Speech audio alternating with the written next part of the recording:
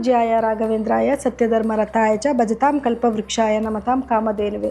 ನನ್ನ ಸಮಸ್ತ bits of India Kannada channel ವೀಕ್ಷಕರೆಲ್ಲರಿಗೂ ಕೂಡ ವಿಭಾ ಶೆಟ್ಟಿ ಮಾಡುವ ನಮಸ್ಕಾರಗಳು. ದಿನ ಭವಿಷ್ಯ ಕಾರ್ಯಕ್ರಮಕ್ಕೆ ತಮಗೆಲ್ಲರಿಗೂ ಸ್ವಾಗತ. ಈ ದಿನ ಅಂದರೆ 1/4/2026 ಬುಧವಾರದ ದಿನ.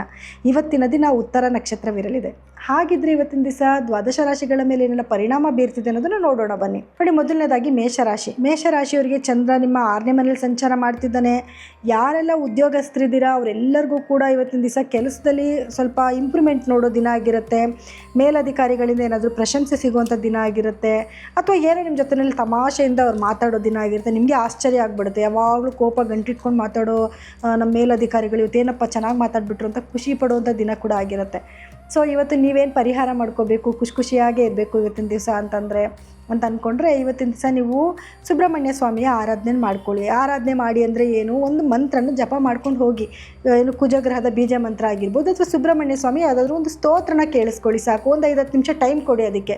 ಇವತ್ತಿನ ಕೆಲಸದಲ್ಲಿ ನಿಮಗೆ ಖಂಡಿತವಾಗ್ಲೂ ಸಕ್ಸಸ್ನ ನೋಡಬಹುದು. ಇನ್ನು ವೃಷಭ ರಾಶಿನಲ್ಲಿ ಹುಟ್ಟಿರೋರಿಗೆ 5ರಲ್ಲಿ ಚಂದ್ರ ನಡೀತಿದ್ದಾನೆ. ಸೊ ಹಾಗಾಗಿ ಇವತ್ತೊಂದು ರೊಮ್ಯಾಂಟಿಕ್ ಡೇ ಅಂತಲೇ ಹೇಳ್ಬೋದು. ಯಾಕೆ ಅಂತಂದರೆ, ಗಂಡ ಹೆಂಡತಿ ಮಧ್ಯದಲ್ಲಿ ಪ್ರೀತಿ ಜಾಸ್ತಿ ಆಗೋದು, ಅಥವಾ ಪ್ರೇಮಿಗಳಿದ್ರೆ ಪ್ರೇಮಿಗಳ ಮಧ್ಯದಲ್ಲಿ ಪ್ರೀತಿ ಜಾಸ್ತಿ ಆಗುವಂಥದ್ದು, ಮಕ್ಕಳ ಮೇಲೆ ಪ್ರೀತಿ ಜಾಸ್ತಿ ಆಗೋದು, ಅಥವಾ ಮಕ್ಕಳಿಂದ ಏನಾದರೂ ಖುಷಿ ಸುದ್ದಿಗಳನ್ನ ಕೇಳೋ ದಿನ ಆಗುತ್ತೆ. ಸೊ ಇವತ್ತೇನು ಮಾಡಬೇಕು, ಇವತ್ತು ಇನ್ನಷ್ಟು ಖುಷಿಯಾಗಿರಬೇಕು, ಏನು ಮಾಡಬೇಕು ಅಂದರೆ, ರಾಧಾಕೃಷ್ಣರ ದೇವಸ್ಥಾನಕ್ಕೆ ಹೋಗಿ ಒಂದು ಸ್ವಲ್ಪ ತುಳಸಿನ ಅರ್ಪಣೆ ಮಾಡಿ ಬನ್ನಿ. ಇಲ್ಲಾಂತಂದರೆ ಸ್ತೋತ್ರಗಳನ್ನ ಕೇಳಿಸ್ಕೊಳ್ಳಿ. ರಾಧಾ ಮತ್ತು ಕೃಷ್ಣರ ಒಂದು ಸ್ತೋತ್ರಗಳನ್ನ ಕೇಳ್ಕೊಳ್ಳೋದ್ರಿಂದನೂ ಕೂಡ ಇವತ್ತು ನಿಮಗೆ ಖುಷಿನ ನೋಡುವಂಥ ದಿನ ಆಗಿರುತ್ತೆ. ಇನ್ನು ಮಿಥುನ ರಾಶಿಯವರಿಗೆ 4ನೇ ಮನೇಲಿ ಚಂದ್ರ ಸಂಚಾರ ಮಾಡ್ತಿರ್ತಾನೆ. ಹಾಗಾಗಿ ಇವತ್ತು ಭೂಮಿಗೆ ಸಂಬಂಧಪಟ್ಟಿರೋದು ಮಾತಾಡೋದು, ಅಥವಾ ತಾಯಿ ಜೊತೆಯಲ್ಲಿ ಏನೋ ಮಾತುಕತೆ ಆಡೋದು, ಅಥವಾ ನಿಮ್ಮ ಮನೆ ದುರಸ್ತಿ ಕಾರ್ಯಗಳನ್ನ ಮಾಡ್ಕೊಳ್ಳೋವಂಥದ್ದು, ಇದೆಲ್ಲನೂ ಕೂಡ ಮಾಡೋ ದಿನ ಆಗಿರುತ್ತೆ. ಸೊ ಹಾಗಾಗಿ ಇವತ್ತಿನ ದಿವಸ ಒಂದು ನಿಮ್ಮ ಪ್ರಾಪರ್ಟಿ ಬಗ್ಗೆ ಮಾತಾಡೋ ದಿನ ಆಗಿಬಿಡುತ್ತೆ. ಸೊ ಇವತ್ತು ನೀವೇನು ಮಾಡಬೇಕು ಅಂತಂದರೆ, ಕುಜಗ್ರಹದ ಬೀಜ ಮಂತ್ರನ ಪಠನೆ ಮಾಡ್ಕೊಳ್ಳಿ, ಅಥವಾ ಸುಬ್ರಹ್ಮಣ್ಯ ಸ್ವಾಮಿ ದೇವಸ್ಥಾನಕ್ಕೆ ಹೋಗ್ಬಿಟ್ಟು ಬನ್ನಿ, ಅಥವಾ ಒಂದು ಅದನ್ನು ಸ್ತೋತ್ರನ ಕೇಳ್ಬಿಟ್ಟು ಕೆಲಸಕ್ಕೆ ಹೋಗಿ. ಸೊ ನೆಗೆಟಿವಿಟಿ ಏನಾದ್ರು ಬರೋದಿದ್ರು ಕೂಡ ಅದನ್ನು ನೀವು ತಡಿಬಹುದು. ಇನ್ನು ಕಟಕ ರಾಶಿಯವರಿಗೆ ಚಂದ್ರ 3ರಲ್ಲಿ ಸಂಚಾರ ಮಾಡ್ತಿದ್ದಾನೆ. ಇವತ್ತು ಸ್ನೇಹಿತರಿಂದ ಏನಾದರೂ ಒಳಿತಾಗೋದು, ಅಥವಾ ಒಳ್ಳೆ ಸ್ನೇಹಿತರನ್ನ ಮೀಟ್ ಮಾಡುವಂಥದ್ದು, ಅಥವಾ ನಿಮ್ಮ ಸಿಬ್ಲಿಂಗ್ಸ್ ಯಾರಾದರೂ ಇದ್ದರೆ ನಿಮ್ಗಿಂತ ಚಿಕ್ಕವರು ಅವ್ರನ್ನ ಮೀಟ್ ಮಾಡುವಂಥದ್ದು, ಸೋಷಿಯಲ್ ಮೀಡಿಯಾದಲ್ಲಿ ಏನಾದರೂ ಇದ್ದರೆ ಅದರಲ್ಲಿ ಶೈನ್ ಆಗೋ ದಿನ ಆಗುತ್ತೆ. ಸೊ ಇವತ್ತು ನೀವೇನು ಪರಿಹಾರ ಮಾಡ್ಕೊಬೇಕು ಅಂತಂದರೆ, ರಾಹುವಿನ ಬೀಜ ಮಂತ್ರಗಳನ್ನ ಪಠನೆ ಮಾಡ್ಕೊಳ್ಳುವಂಥದ್ದು, ಅದನ್ನು ಮಾಡಿಕೊಂಡು ಏನೇ ಕೆಲಸಕ್ಕೆ ಕೈ ಇಟ್ಟರು ಕೂಡ ಇವತ್ತು ನೀವು ಸಕ್ಸಸ್ನ ನೋಡುವಂಥ ದಿನ ಆಗಿರುತ್ತೆ. ಇನ್ನು ಸಿಂಹರಾಶಿನಲ್ಲಿ ಹುಟ್ಟಿರೋರಿಗೆ ಚಂದ್ರ 2ರಲ್ಲಿ ಸಂಚಾರ ಮಾಡ್ತಾ ಇರೋದ್ರಿಂದ ಹಣಕಾಸಿನ ಅಭಿವೃದ್ಧಿ ಚೆನ್ನಾಗಿರುತ್ತೆ, ಅಥವಾ ಹಣಕಾಸಿಗೆ ಸಂಬಂಧಪಟ್ಟಿರುವಂಥ ಕೆಲವೊಂದು ಮಾತುಗಳನ್ನ ಆಡುವಂಥದ್ದು, ಅಥವಾ ಏನಾದರೂ ಒಂದು ವ್ಯವಹಾರ ಮಾಡೋದಕ್ಕೆ ಉತ್ತಮವಾದ ಒಂದು ದಿನ ಆಗಿರುತ್ತೆ. ಸೊ ಇವತ್ತು ಇನ್ನೂ ಚೆನ್ನಾಗಾಗಬೇಕು, ಕೆಲಸದಲ್ಲಿ ಯಾವುದೇ ಅಡೆತಡೆ ಬರಬಾರ್ದು. ಏನು ಮಾಡಬೇಕು ಅಂತಂದರೆ, ಲಕ್ಷ್ಮಿಯ ಆರಾಧನೆ ಮಾಡ್ಕೊಳ್ಳಿ. ಇವತ್ತು ಲಕ್ಷ್ಮೀ ದೇವಿಗೆ ಮಲ್ಲಿಗೆ ಹೂವನ್ನು, ಸಂಪಿಗೆ ಹೂವನ್ನು ಅರ್ಪಿಸ್ಬಿಟ್ಟು ಲಕ್ಷ್ಮಿ ಅಷ್ಟೋತ್ರಗಳನ್ನ ಹೇಳ್ಕೊಳ್ಳಿ ಅಥವಾ ಕೇಳ್ಕೊಳ್ಳಿ. ಇವತ್ತು ಶುಭ ಸುದ್ದಿಗಳನ್ನ ನೀವು ನೋಡಬಹುದು. ಇನ್ನು ಕನ್ಯಾ ರಾಶಿನಲ್ಲಿ ಹುಟ್ಟಿರೋರಿಗೆ ಚಂದ್ರ ಲಗ್ನದಲ್ಲೇ ಇರೋದ್ರಿಂದ ಇವತ್ತಿನ ದಿವಸ ಒಂದು ಮೈಂಡ್ ಸ್ಟೆಬಿಲಿಟಿ ಇರೋದಿಲ್ಲ. ಈ ಕೆಲಸ ಮಾಡಲ, ಆ ಕೆಲಸ ಮಾಡಲ, ಯಾರನ್ನ ಮೀಟ್ ಮಾಡಲಿ, ಮನೇಲೇ ಇರಲ್ಲ, ಹೊರಗಡೆ ಹೋಗ್ಲಾ, ಅಡುಗೆ ಮಾಡ್ಕೊಂಡು ತಿನ್ನಲ, ಬೇಡವಾ, ಉಪವಾಸ ಇದ್ಬಿಡ್ಲ, ಈ ರೀತಿ ಏನೇನೇನೇನೋ ಕನ್ಫ್ಯೂಷನ್ ಆಗ್ತಾ ಇರುತ್ತೆ. ಇವತ್ತು ಒಂದು ಮೈಂಡ್ ಸ್ಟೆಬಿಲಿಟಿ ಬರಬೇಕು. ಏನು ಮಾಡಬೇಕು ಅಂತಂದರೆ, ನಿಮಗಾಗಿ ನೀವು ಯಾವುದೇ ತಲೆನಲ್ಲಿ ಇಟ್ಕೊಳ್ದಿರ ಧ್ಯಾನ ಮಾಡಿ. ಕೆಲವೊಂದು ಹಲವಾರು ಯೋಚನೆಗಳು ನಿಮ್ಮ ತಲೆಯಲ್ಲಿ ಬಂದು ಹೋಗ್ತಾ ಇರುತ್ತೆ, ಆದರೂ ಕೂಡ ಅದು ಯಾವುದ್ರ ಬಗ್ಗೆನೂ ತಲೆ ಕೆಡಿಸ್ಕೊಳ್ದಿರ ಕುತ್ಕೊಂಡು 10 ನಿಮಿಷ ಒಂದು ಟೈಮರ್ ಇಟ್ಕೊಂಡು ಧ್ಯಾನ ಮಾಡಿ ಸಾಕು. ಒಂದು ಸ್ಟೆಬಿಲಿಟಿ ಬರುತ್ತೆ ನಿಮ್ಮ ಮೈಂಡ್ಗೆ. ಇನ್ನು ತುಲಾ ರಾಶಿನಲ್ಲಿ ಹುಟ್ಟಿರೋರಿಗೆ ಚಂದ್ರ 12ರಲ್ಲಿ ಸಂಚಾರ ಮಾಡ್ತಾ ಇರೋದ್ರಿಂದ ಕರೆಕ್ಟ್ ಡಿಸಿಷನ್ ತೊಗೊಳಕ್ಕಾಗದಿರೋ ದಿನ ಆಗುತ್ತೆ, ಅಥವಾ ಏನೇ ಕೆಲಸಕ್ಕೆ ಕೈ ಇಟ್ಟರು ಕೂಡ ಡಿಲೇ ಆಗೋದು, ಯಾರೋ ವ್ಯಕ್ತಿಗಳು ಸಿಗದೇ ಇರೋದು, ಈ ರೀತಿ ಯಾವುದಾದ್ರೂ ಒಂದು ಸಮಸ್ಯೆಗಳನ್ನ ಎದುರಿಸ್ಬೇಕಾಗಿ ಬರುತ್ತೆ. ಸೊ ಹಾಗಾಗಿ ಅದನ್ನು ತಪ್ಸೋಕೆ ಏನು ಮಾಡಬೇಕು ಇವತ್ತಿನ ದಿವಸ ಅಂತಂದರೆ, ನೋಡಿ, ಇವತ್ತಿನ ದಿವಸ ನೀವು ಒಂದು ಚಮಚದಷ್ಟು ಎಳ್ಳನ್ನು ತೊಗೊಂಡು ತಲೆ ಸುತ್ತ ನೀಳಿಸ್ಬಿಟ್ಟು ನೀವು ಒಂದು ಗಿಡದ ಮೇಲೆ ಹಾಕ್ಬಿಟ್ಟು ಮುಂದಿನ ಕೆಲಸಕ್ಕೆ ಹೋಗಿ. ಕೆಲಸದಲ್ಲಿ ಕೆಲವೊಂದು ಸಣ್ಣ ಪುಟ್ಟ ಅಡೆತಡೆ ಬಂದರೂ ಕೂಡ ಅದರಿಂದ ಪಾರಾಗ್ಬೋದು. ಇನ್ನು ವೃಶ್ಚಿಕ ರಾಶಿನಲ್ಲಿ ಹುಟ್ಟಿರೋರಿಗೆ 11ರಲ್ಲಿ ಚಂದ್ರನ ಸಂಚಾರ ಇರುತ್ತೆ.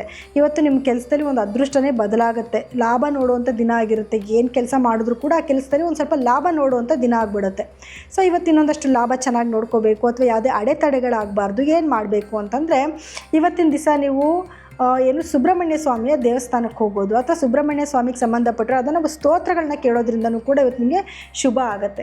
ಇನ್ನು ಧನಸ್ಸು ರಾಶಿನಲ್ಲಿ ಹುಟ್ಟಿರೋರಿಗೆ ನೋಡಿ, ನಿಮ್ಮ ಕರ್ಮಸ್ಥಾನದಲ್ಲಿ ಚಂದ್ರನ ಸಂಚಾರ ಇದೆ. ವ್ಯಾಪಾರಕ್ಕೋಸ್ಕರ ಏನಾದರೂ ಮಾತುಕತೆಗಳಾಡುವಂಥದ್ದು, ಏನಾದರೂ ವಸ್ತುಗಳನ್ನ ತೊಗೊಂಡು ಬರುವಂಥದ್ದು, ಒಳ್ಳೊಳ್ಳೆ ಕೆಲಸಗಳನ್ನ ಮಾಡುವಂಥ ದಿನ ಆಗಿರುತ್ತೆ.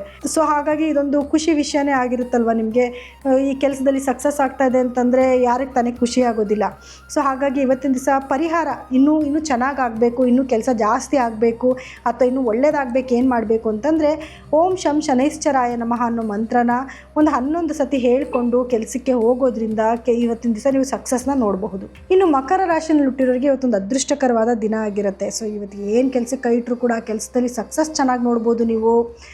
ಮತ್ತು ಅದೃಷ್ಟ ಅಂದರೆ ಏನು ಕೆಲಸ ಕೈ ಇಟ್ಟರು ಕೂಡ ಅದು ಅದೃಷ್ಟ ಆಗೋದು. ಯಾರನ್ನೋ ಮೀಟ್ ಮಾಡೋಕ್ಕೆ ಹೋಗಿರ್ತೀರಾ, ಅವರು ನಿಮಗೆ ಕೆಲಸಗಳನ್ನ ಬೇಗ ಬೇಗ ಮಾಡಿಕೊಡೋದು, ಈ ರೀತಿ ಆಗೋ ದಿನ ಆಗಿರುತ್ತೆ. ಮತ್ತಷ್ಟು ಅದೃಷ್ಟ ಚೆನ್ನಾಗಾಗಬೇಕು ಏನು ಮಾಡಬೇಕು ಅಂತಂದರೆ ನೋಡಿ, ಕುಬೇರನ ಮಂತ್ರಗಳನ್ನ ಹೇಳ್ಕೊಳ್ಳೋದು ಅಥವಾ ಕುಬೇರನ ದೇವಸ್ಥಾನಗಳೇನಾದರೂ ನಿಮ್ಗೆ ಹತ್ತಿರದಲ್ಲಿ ಇದ್ದರೆ ದೇವಸ್ಥಾನಕ್ಕೆ ಹೋಗಿ ಬರೋದ್ರಿಂದ ಇವತ್ತು ನೀವು ಅಂದ್ಕೊಳ್ಳೋ ಕೆಲಸಗಳಲ್ಲಿ ಇನ್ನೊಂದು ಸ್ವಲ್ಪ ಅದೃಷ್ಟನ ನೀವು ನೋಡಬಹುದು. ಇನ್ನು ಕುಂಭರಾಶಿನಲ್ಲಿ ಹುಟ್ಟಿರೋರಿಗೆ ನೋಡಿ, ಇವತ್ತಿನ ದಿವಸ ಅಷ್ಟಮದಲ್ಲಿ ಚಂದ್ರ ಇದ್ದಾನೆ. ಇವತ್ತಿನ ದಿವಸ ನಿಮಗೆ ಮೈಂಡ್ ಸ್ಟೆಬಿಲಿಟಿ ಇರೋದಿಲ್ಲ.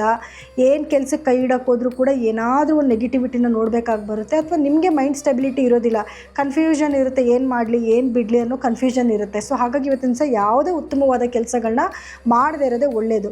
ಸೊ ಇದರಿಂದ ನೆಗೆಟಿವಿಟಿನ ಖಂಡಿತವಾಗ್ಲೂ ತಪ್ಪಿಸ್ಕೊಬಹುದು.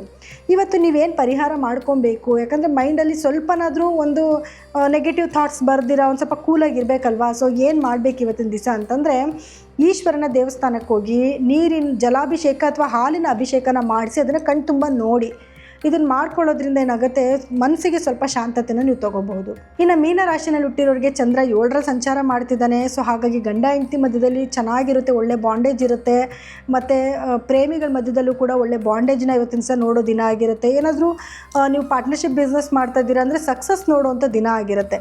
ಸೊ ಇವತ್ತು ನೀವೇನು ಪರಿಹಾರ ಮಾಡ್ಕೊಬೇಕು, ಇನ್ನೊಂದು ಚೂರು ಸಕ್ಸಸ್ನ ನೋಡಬೇಕು, ಇನ್ನೂ ಸ್ವಲ್ಪ ಖುಷಿಯಾಗಿರಬೇಕು ಮನೆಯಲ್ಲಿ ಅಂತಂದರೆ ಇವತ್ತಿನ ದಿವಸ ನೀವು ಕೃಷ್ಣನ ದೇವಸ್ಥಾನಕ್ಕೆ ಹೋಗಿ ಬರೋದ್ರಿಂದ ಅಥವಾ ಲಕ್ಷ್ಮೀನಾರಾಯಣನ ದೇವಸ್ಥಾನಕ್ಕೆ ಹೋಗಿ ಬರೋದ್ರಿಂದನೂ ಕೂಡ ಇವತ್ತು ನೀವು ಅಂದ್ಕೊಳ್ಳೋ ಕೆಲಸಗಳಲ್ಲೂ ಸಕ್ಸಸ್ ನೋಡ್ಬೋದು, ಮನೆಯಲ್ಲೂ ವಾತಾವರಣ ಇನ್ನೊಂಚೂರು ಖುಷಿಯಾಗಿರ್ಬೋದು.